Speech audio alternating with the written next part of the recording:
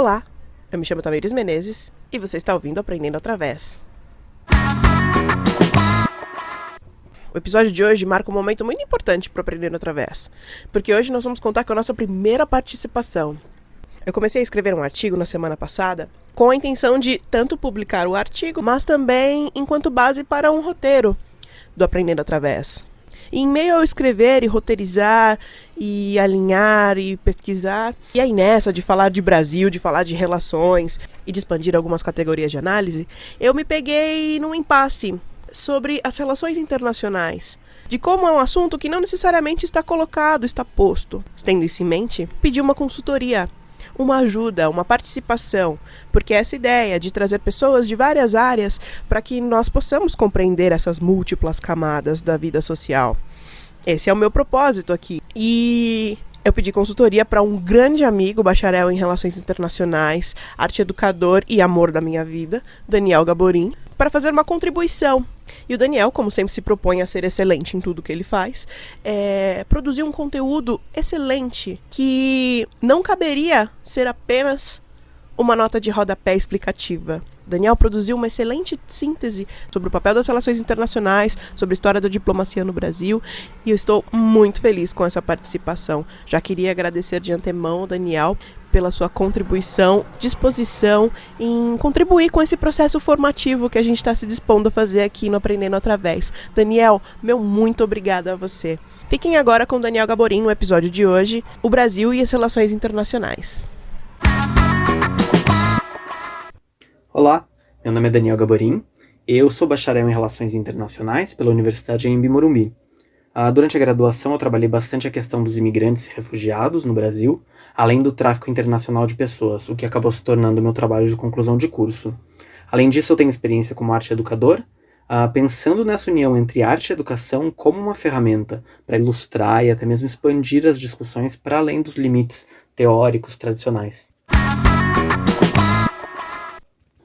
Bom, em um primeiro tópico eu gostaria de tratar do papel das relações internacionais no processo de tomada de decisão, ou seja, como que o cenário internacional vai impactar nas políticas domésticas. E uma via de duas mãos, né? Como que também essa política doméstica vai impactar na política externa, ou seja, os seus comportamentos internos de um país, o quanto isso vai impactar, como ele vai agir internacionalmente. E aqui só um pequeno esclarecimento, com doméstico, eu me refiro a tudo que é interno, ou seja, tudo aquilo voltado para dentro de um país. Sejam políticas econômicas, tudo aquilo voltado para dentro de um país. E é uma oposição à política externa, ao externo, né? Então aquilo que é internacional. Então a questão principal desse tópico é trabalhar a relação, ou seja, o jogo, entre o nível doméstico e o nível externo, ou seja, entre o nacional e o internacional. Bom, foi de propósito que eu usei a palavra jogo, porque é uma das teorias que a gente mais trabalha no curso de RI, que a gente chama de jogos de dois níveis. Mas o que são jogos de dois níveis? Essa teoria ela foi criada pelo Robert Putnam, ele é cientista político estadunidense, e ela trata do estudo da relação entre o nível doméstico e o nível externo, ou seja, analisar os impactos da relação desses dois níveis no processo de tomada de decisão. Então, primeiramente, analisar essa relação no Brasil, né? Então, como que esse jogo de dois níveis, ele age na economia brasileira. Bom, a gente primeiro tem que analisar o perfil econômico do Brasil no cenário internacional, né?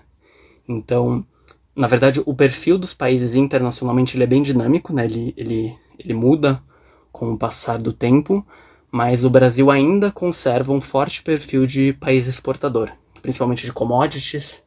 Então, commodities a gente está falando do nível mais baixo, né, da cadeia produtiva. Então, são alimentos, produtos brutos, como petróleo.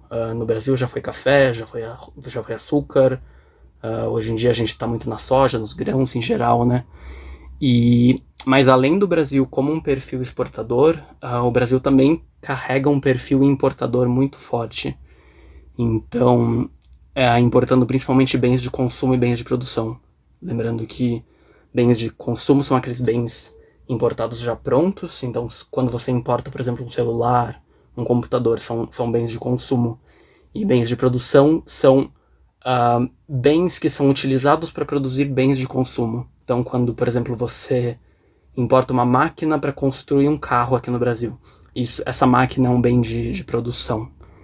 Então, o Brasil ainda é um grande exportador, mas também um grande demandante de produtos externos, principalmente os produtos relacionados à tecnologia, os produtos de, enfim, maior valor agregado.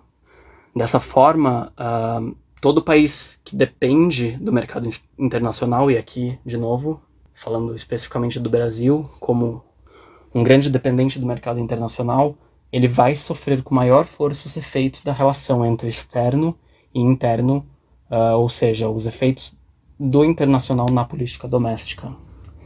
E daí, falando em dependência, a gente não pode deixar de fora a questão da interdependência no cenário internacional. Então, esse termo, interdependência, enfim, foi criado pelo Nye, pelo Keohane, né?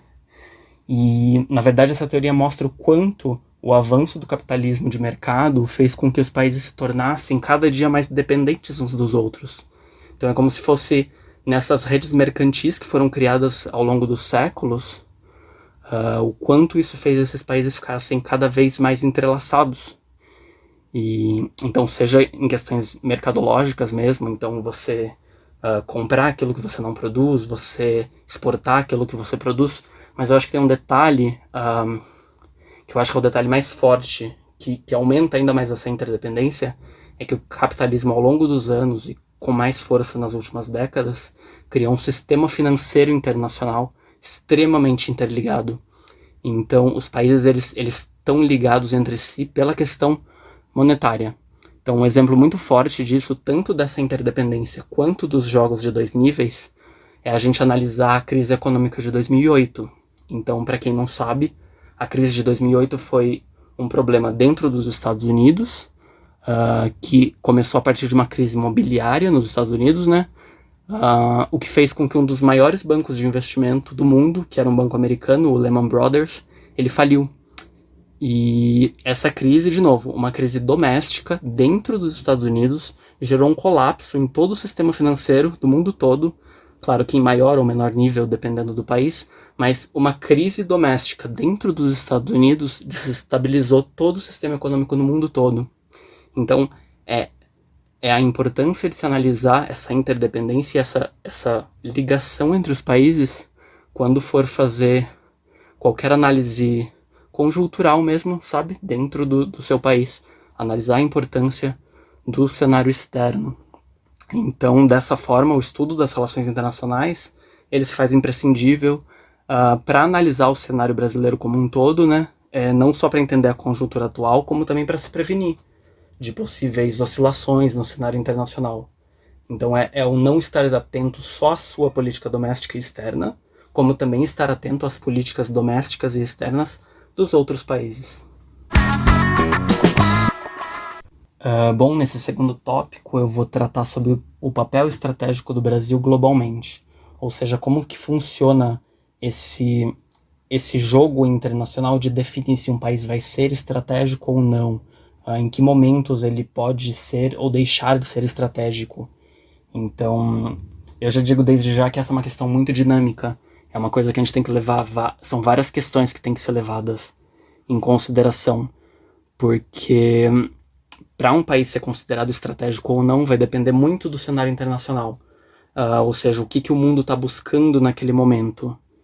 Então vai depender, por exemplo, se o mundo está buscando um país com potencial de produção de alimentos, ou, por exemplo, se a gente estiver falando num período de guerra, então pensar a questão de alinhamento e pensar também em estratégia territorial.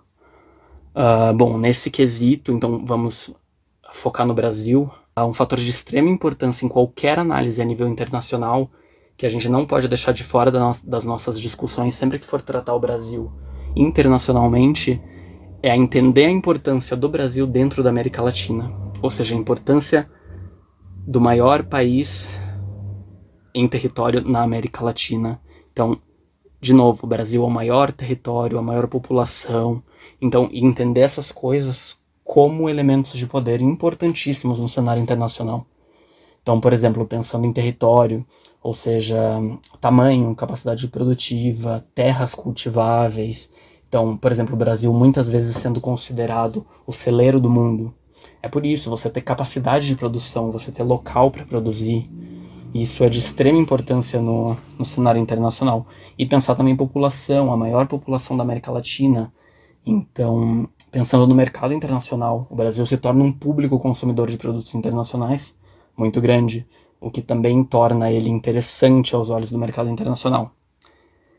Bom, então nesse quesito, o Brasil sempre teve um grande potencial de ser um ponto estratégico na América Latina.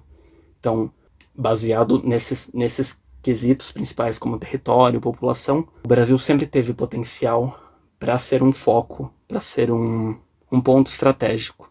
E claro, né, a gente não pode deixar de comentar os alinhamentos feitos tanto nos períodos de Primeira e Segunda Guerra Mundial, mas acredito que com mais força no período de Guerra Fria. Então, esse temor estadunidense de que o Brasil se tornasse um grande polo socialista nas Américas. Então, infelizmente, hoje em dia a gente tem provas, né, de como os Estados Unidos agiram para intervir aqui na América Latina em relação a isso.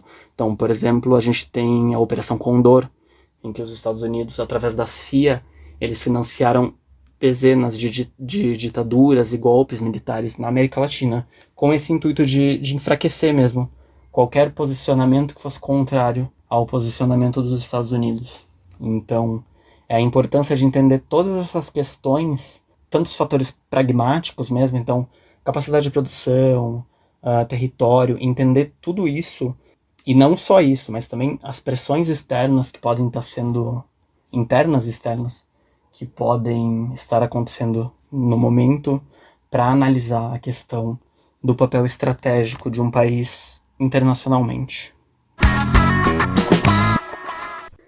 Bom, nesse último tópico eu gostaria de falar em relação às transições do Brasil ao longo da história, em relação às relações internacionais, ou seja, como que o Brasil agiu internacionalmente em questão a posicionamentos.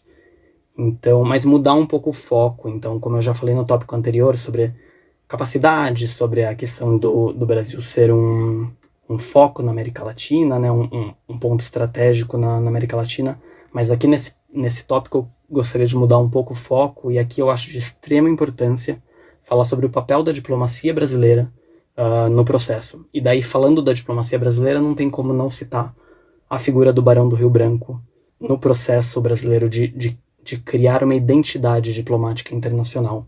Ele, o nome dele era José Maria da Silva Paranhos Júnior, mas ele ficou mais conhecido como Barão do Rio Branco. Ele foi a figura mais marcante da história da nossa diplomacia, e ele é considerado até hoje o patrono nacional das relações internacionais, tanto que a Escola Nacional, que fica em Brasília, que forma novos diplomatas, ela leva o seu nome, é o Instituto Rio Branco. Eu acredito que é importante analisar o prestígio internacional que a nossa política externa adquiriu com a passagem dele pelo Ministério das Relações Exteriores, e o quanto esses efeitos duraram por muito tempo, ou seja, o quanto o prestígio adquirido por ele perdurou por décadas, mesmo depois da sua morte. Bom, historicamente o Brasil já fazia diplomacia desde o primeiro reinado, ou seja, delegando pessoas para negociar internacionalmente, pensando que desde o primeiro reinado a figura de grande articulador internacional já havia passado do chefe de Estado para outros membros, mas com nada tão significante quanto o trabalho feito pelo Rio Branco. Então, o Rio Branco começa a carreira dele como cônsul-geral em 1876, em Liverpool, e, na verdade, o que fez ele ganhar notoriedade internacional foi em relação à solução de questões internacionais que estavam há muito tempo paradas. Então, para nós, uma das questões mais marcantes foi em relação às nossas fronteiras. Então, se a gente pensar a configuração atual de como está o território brasileiro, muito se deve a ele. Então, pensar em relação à região de Palmas, que é uma região ali próxima de Santa Catarina e do Paraná, foi através de uma longa discussão com a Argentina, e foi provado que o território era nosso. A questão com a Bolívia, do Acre, que o Acre foi anexado ao Brasil depois de negociações, e também em relação ao Amapá. O Amapá havia um problema que já se arrastava por vários anos, que era uma briga pela área entre o Brasil e a França, né, a Guiana Francesa. E, enfim, o Barão do Rio Branco ele conseguiu, indo buscar documentos na Europa, documentos que provavam que aquele território era solo brasileiro. Então, foi nessas situações que o Brasil ganhou notoriedade principalmente em relação à solução de problemas internacionais. Então, o Brasil acabou, nas próximas décadas, continuando sendo convidado a participar de acordos diplomáticos, da solução de problemas internacionais. Outro fato muito importante foi que, em 1905, o Brasil foi o primeiro país da América Latina a ter uma embaixada em Washington, principalmente devido à articulação do Barão do Rio Branco com o governo dos Estados Unidos. Essa, eu acredito, ser a aproximação mais expressiva do Brasil com os Estados Unidos, que é realmente colocar um escritório brasileiro nos Estados Unidos, e pensar que em 1905 a gente está bem antes, enfim, de todas as polarizações que aconteceram, principalmente na Primeira e Segunda Guerra, e com mais força durante a Guerra Fria. Então, nessa época, a gente ainda não tinha todas essas polarizações. Então, esse alinhamento ele se deu devido à percepção de que o centro econômico mundial estava migrando da Europa para a América do Norte. Então, do Barão do Rio Branco de entender essa necessidade de colocar o Brasil frente aos processos econômicos que ocorressem nas Américas, principalmente na América do Norte, que estava se tornando um grande centro mundial, grande centro econômico mundial. E não só isso, mas também deu um status de importância do Brasil dentro da própria América Latina. Então, pensar que a gente tinha outros países aqui também desenvolvidos, como o caso da Argentina. Então, o Brasil ser o primeiro a ter uma embaixada em Washington foi um fato muito importante e uma aproximação muito expressiva do Brasil com o governo norte-americano. Então, dessa forma, não tem como a gente falar de política externa sem citar o prestígio que o Brasil adquiriu com o Barão do Rio Branco. E, infelizmente, vem se perdendo com bastante força, né, nos últimos anos, mais expressivamente nesse último governo. Mas entender a importância desses processos, ou seja, desse certo prestígio no cenário internacional que o Brasil conseguiu ao longo das décadas, o quanto isso foi importante tanto para o Brasil resolver problemas internos, mas como o Brasil conseguir ser uma parte importante na diplomacia e nos processos de decisão.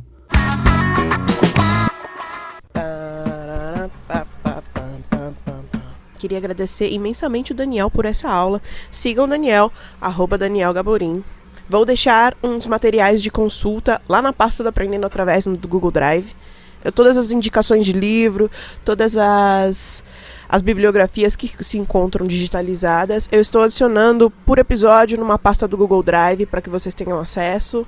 Agora o Aprendendo Através tem redes sociais, então sigam no Facebook, no Instagram, @Aprendendo Através, e aguardem novidades. Muito obrigada, me chamo Tamires Menezes e um beijo. Tchau, até a próxima.